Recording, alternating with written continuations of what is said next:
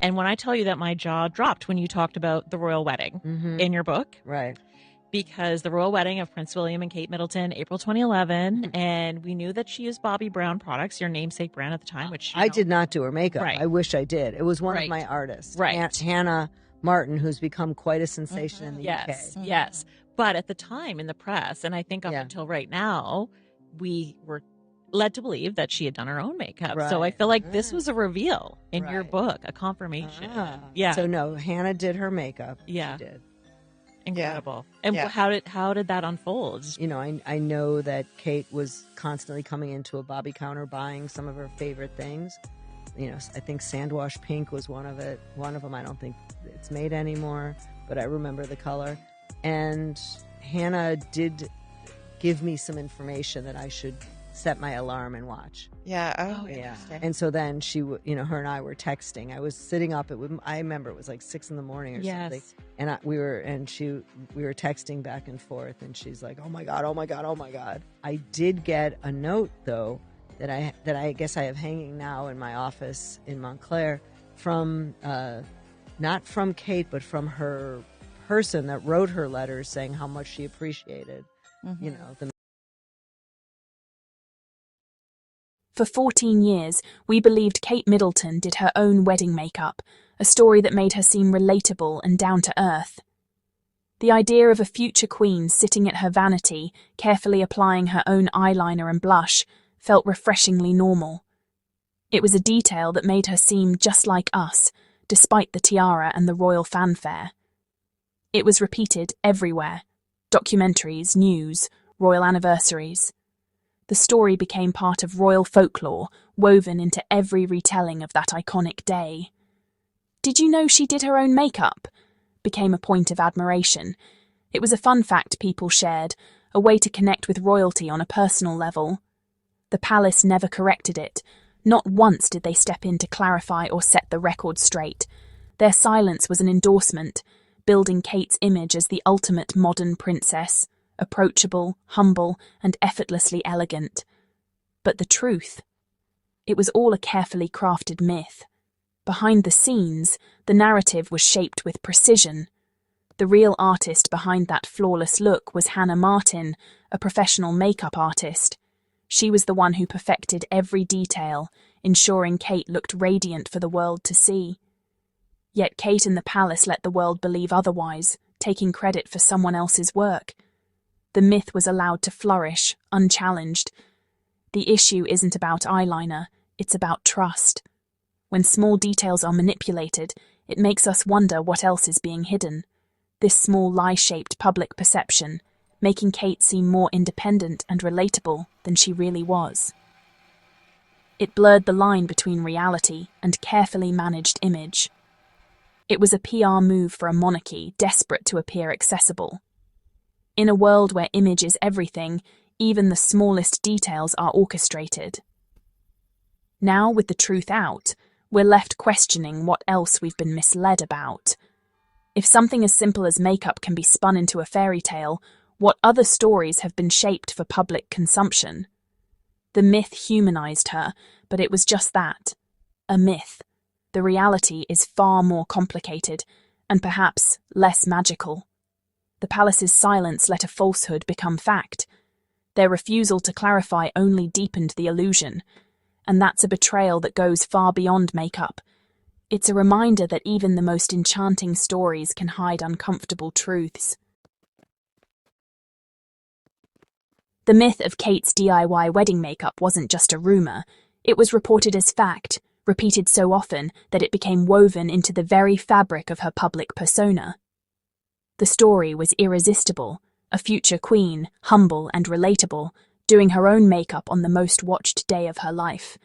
It was a detail that made her seem accessible, almost ordinary, despite the extraordinary circumstances.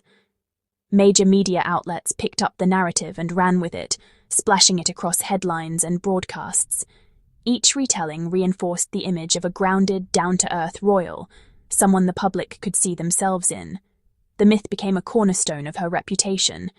The palace, with all its resources and access to the truth, never stepped in to correct the record. Not once did they clarify or set the story straight. This wasn't a simple oversight.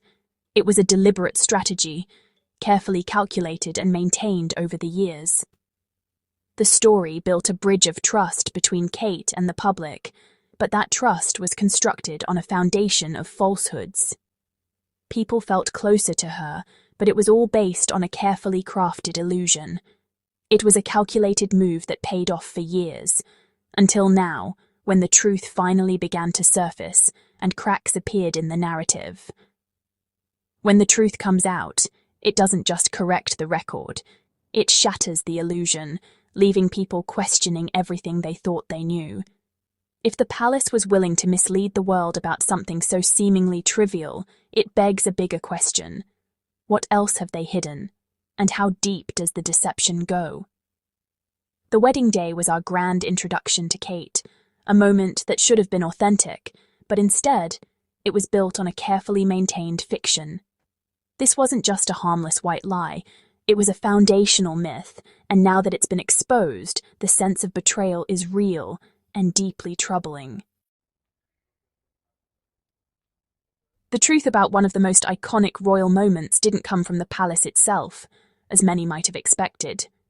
Instead, it was revealed by Bobbi Brown, a respected beauty mogul and industry insider who had a front-row seat to the events as they unfolded.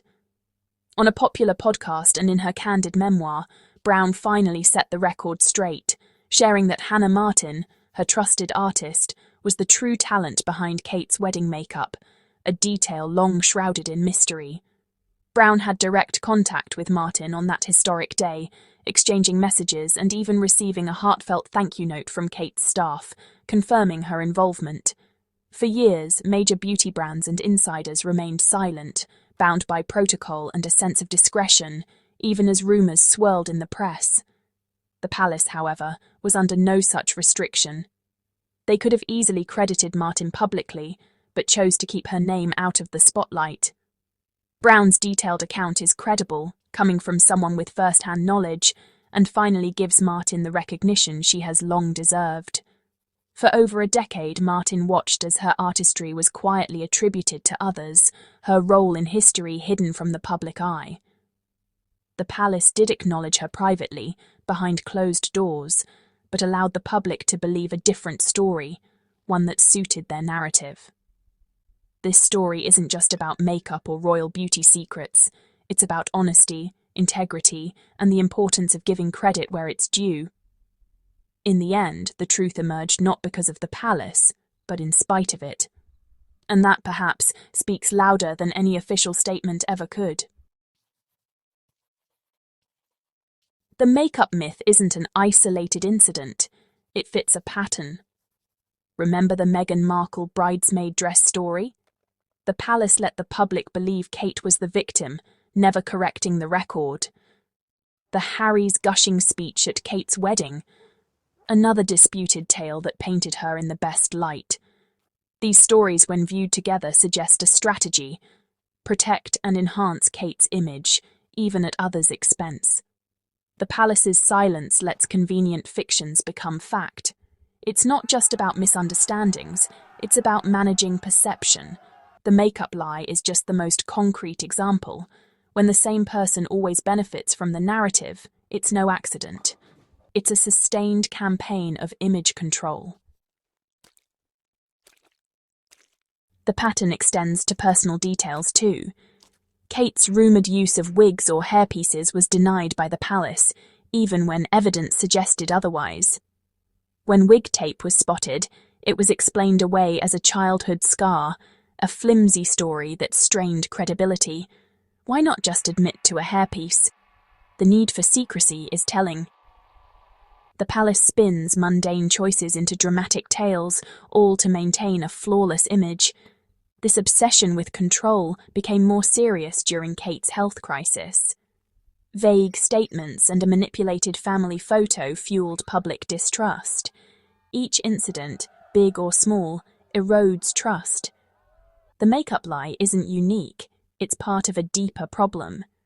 What else is being hidden behind palace walls? At its core, the makeup myth is about character. Why let a lie persist that steals credit from a working professional? For years, every compliment for Kate's look was praise stolen from Hannah Martin. A simple public thank you would have shown humility and generosity. Instead, the palace chose the story that made Kate seem more capable and relatable. This wasn't just about makeup, it was about building a brand. The myth served a strategic purpose, but it was deeply disingenuous. Martin's career could have soared with public recognition. Instead, she got a private note while Kate basked in the spotlight. It's a troubling sign of misplaced priorities and vanity. You might ask, who cares about makeup? But these lies matter. They're not isolated.